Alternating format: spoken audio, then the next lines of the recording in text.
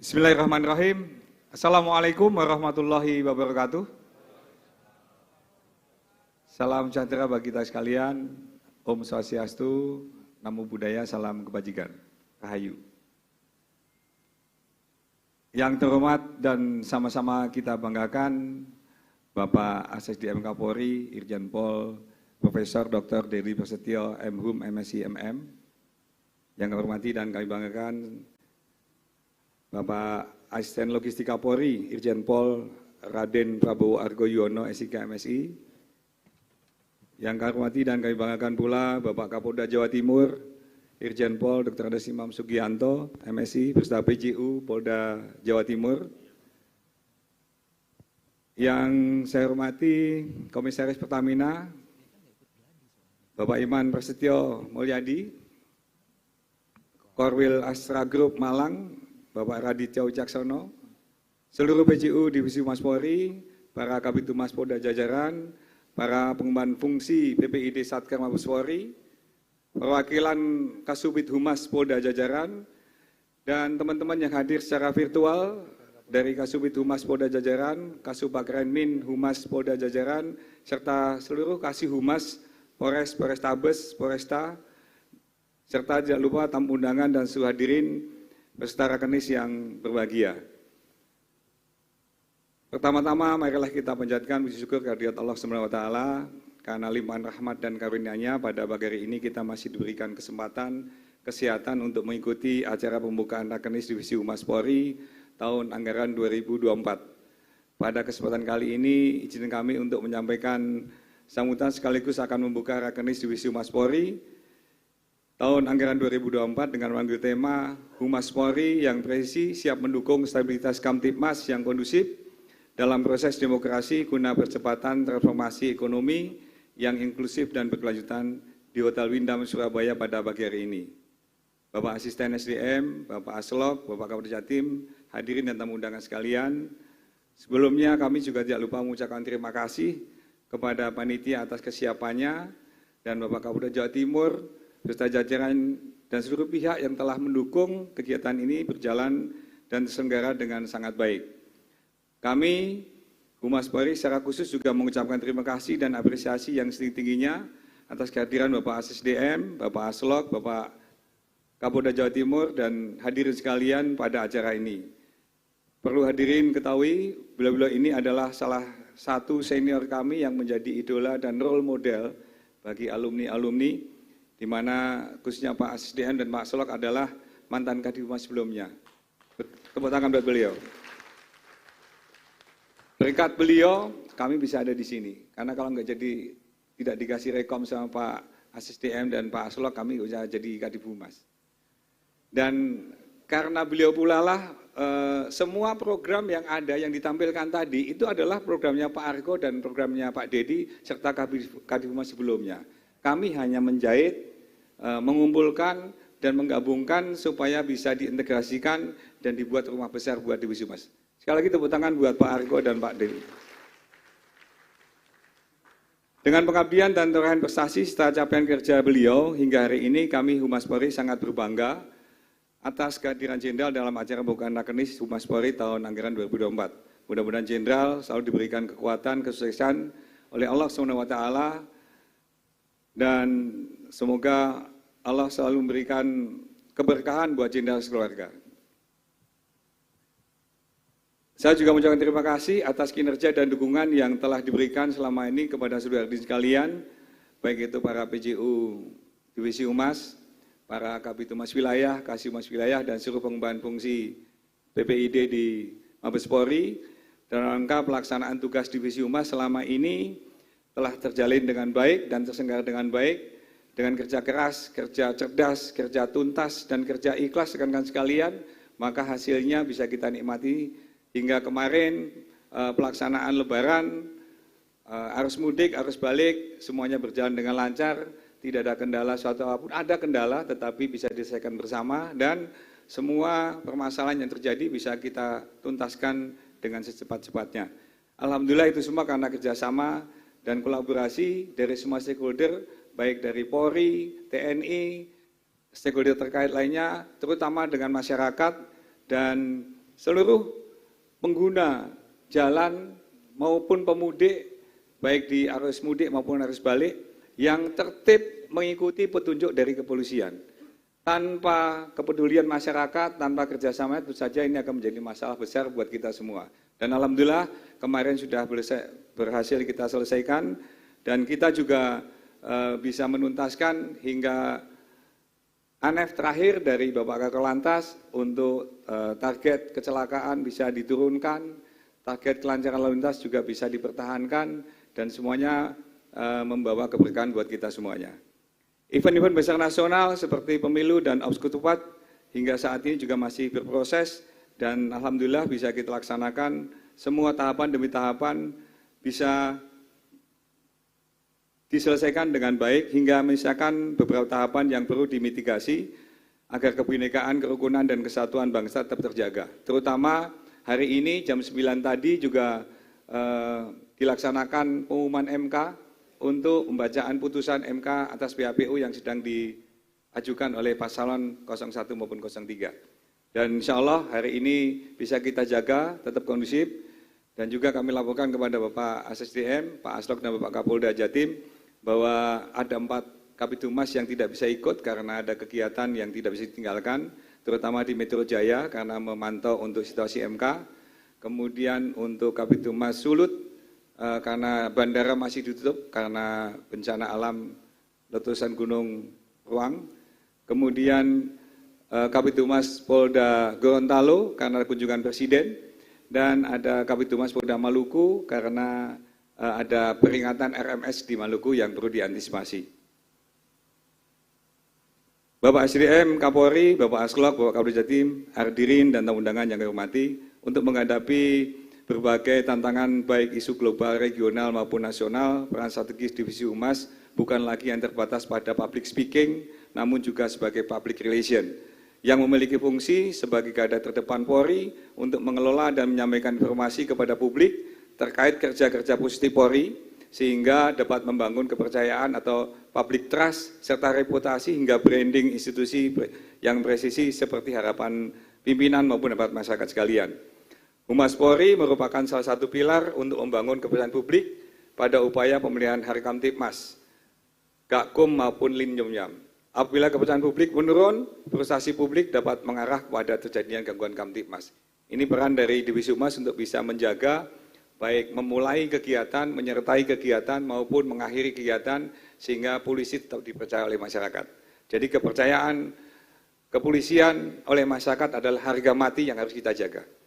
Karena itu, sebagai etalase atau wajah Polri dalam melaksanakan tugas-tugas kepolisian, baik yang bersifat rutin, kegiatan rutin yang ditingkatkan, atau suatu kondisi yang bersifat khusus maupun event-event tertentu Polri, Humas Polri sebagai fungsi utama selalu hadir pada saat mengawali, menyertai, dan mengakhiri setiap kegiatan.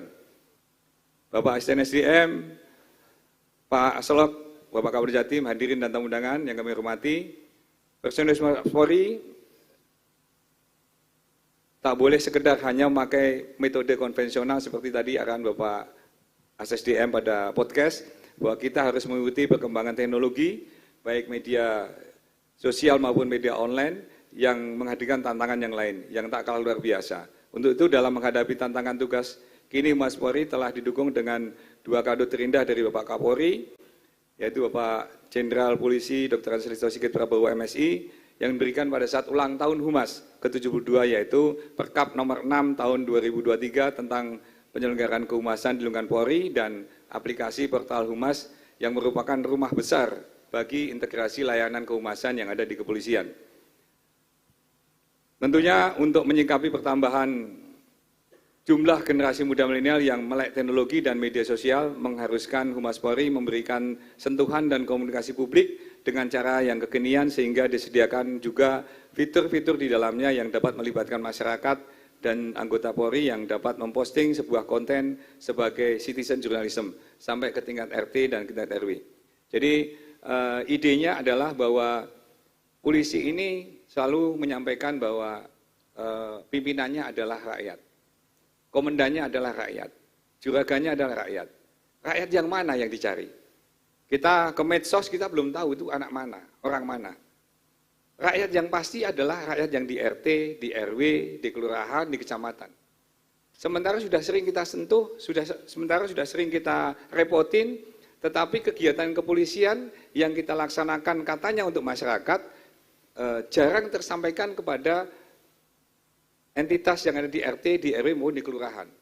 Sebagai contoh misalnya, kalau polsek, setiap kegiatan polsek yang dilaksanakan dalam satu hari, itu disampaikan 3 kali pagi, siang, sore, bahwa polisi telah melaksanakan kinerja kepolisian, berarti itu adalah prestasi kepolisian atau polisi baik yang bisa disampaikan kepada masyarakat di tingkat RT, RW maupun di kelurahan. Sedangkan kalau dihitung dalam 1 bulan, berarti 3 kali 30 hari sudah 90. Kalau kita hitung jumlah kasus anggota selama 1 bulan, belum tentu ada 1 bulan sekali anggota kita berkasus. Anggaplah setiap bulan ada 1 anggota berkasus. Tapi karena laporan kita rutin kita berikan kepada grup WhatsApp di RT, di RW, dan di kelurahan, maka ada counter dari masyarakat secara langsung yang menyampaikan bahwa sudah 90 kali selama 1 bulan, polisi memberikan bahwa ini loh rapotnya. Polisi laporan sama saya, kerjanya baik. Jadi kalau ada anggota yang melaksanakan kegiatan tidak baik, dapat di-counter dengan adanya respon dari masyarakat tadi. Nah, selama ini banyak yang belum tergarap secara utuh tentang sentuhan kepada RT, RW maupun kelurahan. Terutama banyak konten yang sudah dibuat oleh Polda, Polres maupun Polsek. Tapi apakah konten tadi nyampe ke RT, RW maupun kelurahan? Belum tentu. Tapi kalau diposting di medsos pasti masuk. Cuman medsos yang mana? Sedangkan di tiap RT, RW maupun kelurahan semuanya punya grup WA. Tinggal dikompilir, dimasukkan, berarti bentuk informasi kepada masyarakat secara langsung, dan kita kenal bahwa itulah yang membentengi kita kalau ada suatu hal yang lain. Contoh misalnya di Polda DIY. Ketika ada rencana demo besar-besaran di Polda DIY yang mengkomplain masalah pemilu, ternyata masyarakat yang membentengi. RT RW disampaikan oleh Bapak Kapolda melalui jajarannya, melalui Babin Kamtipmasnya, sehingga semua masyarakat turun ke jalan. Untuk menghalau yang mau demo, mempersulit ataupun mengganggu pelaksanaan pemilu, maka akan dihadapkan dengan masyarakat. Yang akhirnya yang mau demo nggak jadi. Kenapa? Karena masyarakat sudah mendapatkan informasi kalau ada yang mengganggu pemilu. Ini bagian dari kemarin pelaksanaan di Polda Jogja. Sudah disentuh sampai ke RT, ke RW, dan kelurahan. Mudah-mudahan teman-teman Kabid Humas Wilayah juga bisa memanfaatkannya.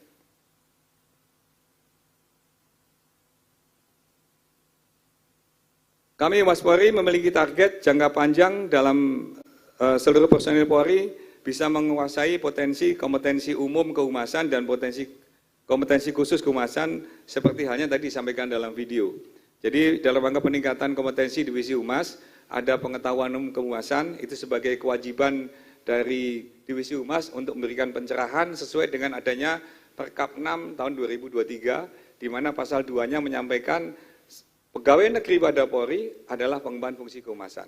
Oleh karena itu, nanti secara bertahap kita akan melaksanakan pencerahan atau pembekalan tentang masalah pengetahuan umum kehumasan. Kemarin sudah dilaksanakan keseluruhan personil di Divisi Humas. Hari ini para Kabid Humas tadi sudah melaksanakan pretest, nanti akan dilanjutkan dengan post-test, mudah-mudahan semuanya lulus. Jangan sampai Kabid Humas nggak lulus nanti. Bapak Asisten SDM, Bapak Aslok, Bapak Kabid Jatim, hadirin dan tamu undangan yang kami hormati, dalam mewujudkan tata kelola yang baik dan meningkatkan kepuasan dari masyarakat serta program presisi Polri demi Indonesia Emas 2045, Divisi Humas Polri telah berhasil meraih sertifikat ISO 2015. Salah satu elemen pelaksanaan sertifikasi ini merupakan Komite Humas untuk menyusun company profile, manajemen dal mutu dan manajemen risiko yang nanti akan kita lanjutkan dengan pencapaian WBK dan WBM dari Menpan.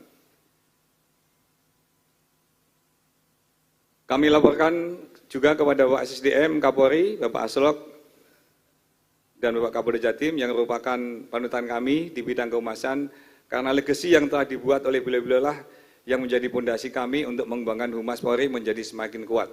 Dan kami juga mohon dukungan karena dengan premis betapa kehumasan dapat menentukan keberhasilan sebuah institusi, maka sumber daya manusia Polri di bidang kehumasan harus diisi orang pilihan. Dan kami ucapkan terima kasih kepada Bapak SDM bahwa mulai tahun ini dan baru pertama kali ini Divisi Humas Polri mendapatkan Bakomsus Kehumasan.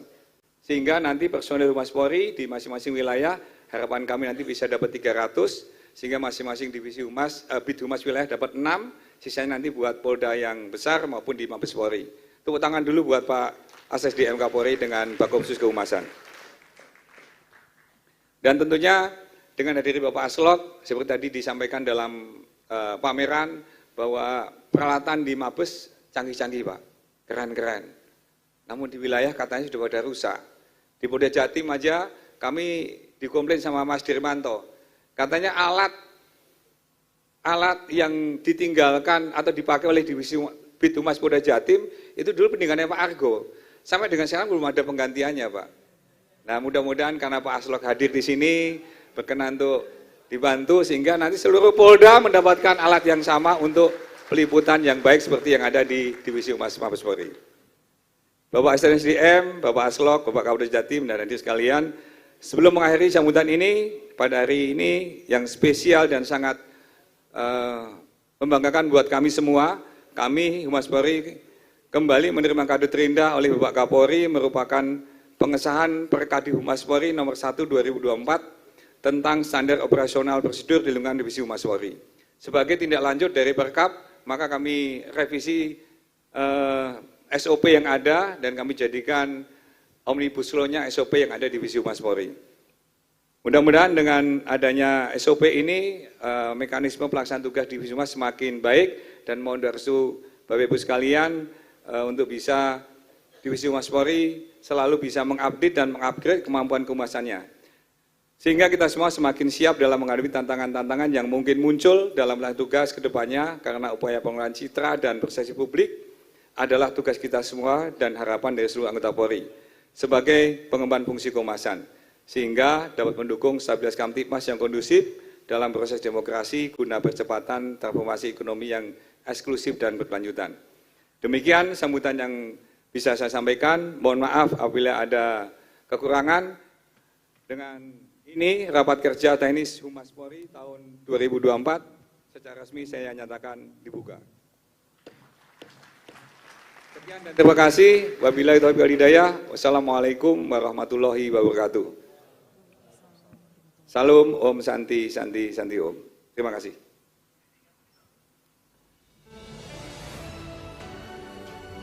Baik, terima kasih Bapak untuk kata sambutannya yang sungguh luar biasa sekali. Dan juga sekaligus membuka acara pada pagi hari ini tentunya ya, sampai beberapa hari ke depan tentunya ya. Baik Bapak dan Ibu, selanjutnya mari kita bersama-sama mendengarkan pengarahan Asisten Kapolri Bidang Sumber Daya Manusia yang akan dibantu oleh rekan saya.